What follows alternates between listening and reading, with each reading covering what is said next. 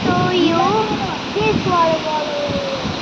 It's like the biggest one in Bhutan, I think. And this one, should I go near it? Should I go near it? Comment, should I go near it? Okay, most of the people comment, so let's go. So, I think this waterfall is like the strongest in Bhutan. And I stand like near it. I stand near it and like bouncing. I got so glad it's our time.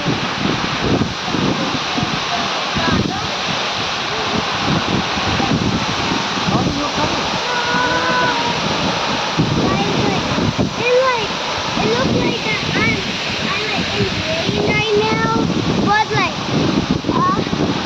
I mostly can't breathe. So if I see another waterfall like this, I'll update you. See ya.